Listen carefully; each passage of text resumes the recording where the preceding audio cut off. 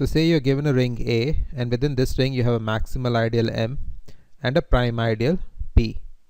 So A by M is a field, A by P is a domain, field is contained within the domain, so the maximal ideals are prime. So maximal ideals are prime. So this inclusion is strict. So you can see this by an example. So you fix this ring Zx, and then the prime ideal X is contained within 2, x. So prime is contained within the maximal. So you can see that all prime are not maximal. To see this X is prime, you know that this by X, this is just integers, so it's a domain, therefore this is prime. And you have this as, so this is a field, so therefore this ideal is maximal. So we have seen that maximal ideals are prime, but prime ideals are not maximal. So there is always enough supply of these maximal ideals, and for this we need Zorn's lemma. So we will see that you can always find these maximal ideals within a ring. So Zorn's lemma, for Zorn's lemma you first need a partially ordered set. So you have a set S and you have an order on it. So the prototypical example of these ordered sets are, obviously you have integers, you have natural numbers, you have rational numbers, and they have the natural order. Obviously 1 is less than 2, 0, -1, and so on. So you have a natural order on it, and you need to think of this order precisely like this. We can talk about reflexivity, transitivity, and anti-symmetry. For anti-symmetry, if A is less than equal to B and B is less than equal to A, then A is equal to B. So you just think what happens is integers, natural numbers, and rational numbers is carried over. So let S be a partially ordered set such that every non-empty totally ordered subset T of S has a upper bound in S. So notice this term every. So every non-empty totally ordered subset T of S has an upper bound in S. So you want that every subset which you take from your partially ordered set has an upper bound. So obviously you just can't take integers, natural numbers, or rational numbers, because a subset like 2z, even numbers, will not have an upper bound. So what you do is you take bounded sets of these, and this S could be any set. So what we are talking about is that if you take these bounded sets of these and each of these sets has an upper bound in S, then S has a maximal element. So we are talking about some bounded sets of integers, natural numbers, or rational numbers, but in general this could be any partially ordered set S. This is the crutch. This is the crutch to think about the order, but this S is in some sense bounded, and then this S has a maximal element. So this is the Zorn's lemma. So whenever you have to apply Zorn's lemma, you have to do two things. You have to order the set and then construct an upper bound. So if you do these two things, then you can say by Zorn's lemma there is a maximal element. There exists a maximal element, and this is what we are going to use. We are going to first construct an order, like put an order on your set S. So you fix a set S which should be non-empty. Most likely 0 would be contained in this set, and then you construct a upper bound. So the first application of this is this theorem: every non-zero ring has at least one maximal ideal. So that's what we said, there is enough supply of maximal ideals. So every non-zero ring has a maximal ideal. So you start with the set S, set of all ideals. Obviously the set is non-zero, it is non-empty because 0 is contained within this set. So 0 is in this set S, so it is non-empty because R is not 0. Now again, to apply Zorn's lemma, we need to order the set S. So step 1 is order the set. You order the set by inclusion. And then you need to show that every chain of these ideals ordered by inclusion has an upper bound in S. So say you have a chain of ideals, I1 is contained in I2, I2 is contained in I3, I3 is contained in I4, and so on. You set this upper bound I as union of all these ideals. So note that I is an ideal. So we will come to this later. So if I is an ideal, that union is an ideal, then you have constructed an upper bound. So you have ordered the set by inclusion, you have constructed the upper bound, therefore by Zorn's lemma there exists a maximal element. So thus by Zorn's lemma, this set S has a maximal element, and this maximal element is nothing but the maximal ideal of R.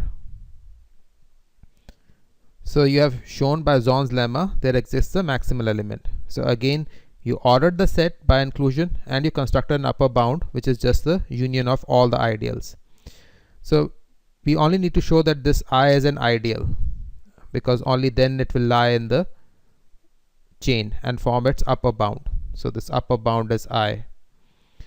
So notice that first of all, if you just take union of two ideals, I1 union I2, this is not an ideal in general. But we have a special case. We have I1 is contained within I2. So if this is so, then obviously this will be the union would be an ideal, because I2 is an ideal. You take the union, you will have I2. So first of all, notice that 1 does not lie in I. So I is union of all these ideals. 1 does not lie in I because 1 does not lie in any of the components. So 1 does not lie in any of this I and this set. Second is that, if A belongs to I, then RA also belongs to I. Now obviously if A belongs to I, then A lies in some IK. Then RA also lies in IK, and therefore IK lies in the union, and therefore RA lies in I. And third is if A and B are in I, this would imply A plus B is in I. Now this is also obvious because A would lie in some ideal, say IN, B would lie in some ideal, say IM. So suppose n is less than m, then obviously both A and B would lie in IM, because IN is contained within IM. You have ordered it by inclusion. So obviously if A and B both lie in I of m, which is itself an ideal, then A plus B will lie in I of m, and I of m in turn lies in ideal of I, because ideal of I is union of everything. So that is it. We have been able to apply Zorn's lemma. So you just need 2 steps. So the corollary of this is that if I is an ideal of a ring R, then there is always a maximal ideal M in R that contains I. So if I is itself maximal, then you're done. You have nothing to prove. So we are going to show this when I is not a maximal ideal. So you start with the ring R by I, and then you consider the correspondence theorem. So first recall what the correspondence theorem says. So the correspondence theorem simply says that if you have this ring homomorphism like this from R to R by I, then say there is a ideal J1 which contains I, then this gets mapped to J1 by I. There is an ideal J2 which gets mapped to J2 by I, and if J2 contains J1, then J2 by I contains J1 by I. So this is 1-to-1 correspondence. So if you have ideas like this, you can form a chain like this. So you can have a chain like this, and this chain will have a maximal element, say M by I, and this M will come from this ring R. So this maximal element M by I, say, comes from M here, and this is the maximal ideal which will in turn contain I. So notice that there is 1-to-1 correspondence, 1-to-1 correspondence. So M by I will get mapped to M containing I, and this maximal element exists by this previous theorem, because this ring R by I will contain a maximal ideal. So the maximal ideal of ring R by I, so maximal ideal of this ring will automatically contain I. So I'm writing the maximal ideal like this. So you have to keep in mind that if you have a ring homomorphism like this, then inverse image of a maximal ideal is not always maximal. We are using Zorn's lemma here. So if you have a maximal ideal here, then the inverse image is not a maximal ideal. To see this, you just see an example. Say integers within rational numbers. So your maximal ideal here is 0. Inverse image is also 0, but 0 is not maximal in integers. Now we talk about radical ideals. So radical of an ideal is all the elements of the ring with r to the power of n belonging to some ideal. So you have fixed an ideal I, and then you find out all the elements of the ring such that there exists a natural number that if you multiply the element of the ring n times, it will lie in an ideal I. So this rad of I is an ideal. This is what we want to show. So first thing you need to notice is that the ideal lies within rad of I, that I lies within radical of I. Obviously you take n as 1. Now for any element r in R and a in radical of I, you will have r a to the power of n lying in I, and that would imply that r to the power of n times a to the power of n lie in I. That implies Ra lies in radical of I. So now the major thing we need to show is that A and B lie in the radical of I, then A plus B also lies in the radical of I. For this we will just use the binomial theorem. So say if A and B lie in the radical of I, then A to the power of n and B to the power of m lie in I for some n and m as natural numbers. So we will show that this a plus b to the power of n plus m minus 1, this will lie in I, and which in turn would imply from the definition this power lies in I. That means this r and r lies in radical of I. So this would imply that a plus b, so just a plus b lies in radical of I. So we have to show this a plus b to the power of n plus m minus 1 lies within ideal. So you just expand this. The expansion is like this. So the thing about binomial theorem is that if you expand it like this, this n plus m minus 1 minus I, this is greater or equal to n. Either this part is greater or equal to n, or this I is greater or equal to m.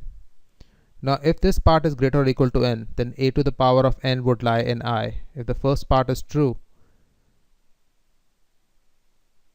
then this would lie in I. This part would lie in I.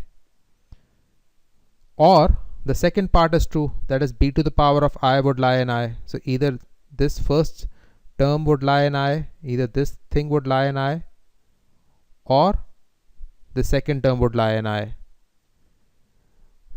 Either way, when you multiply it, this multiplication would lie in I, and therefore this entire right hand side would lie in I.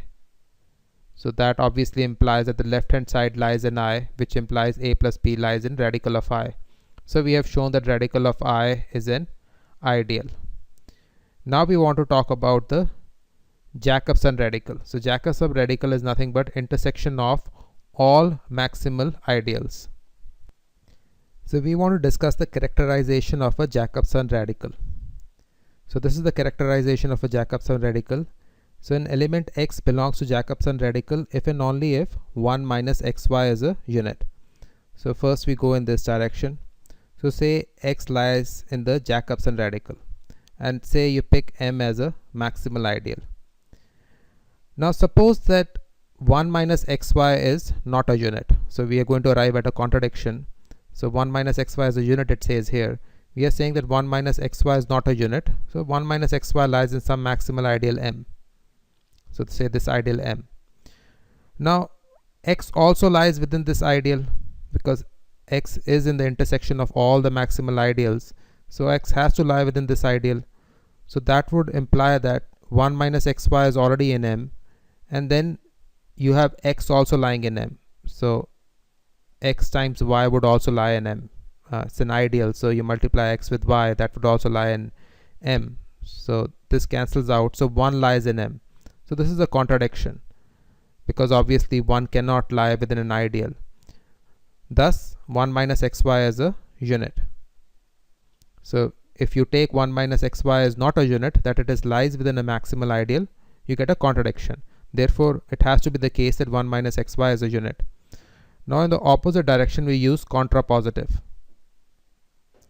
So what we are going to show is that if x is not in Jacobson radical, this would imply that 1 minus xy is not a unit.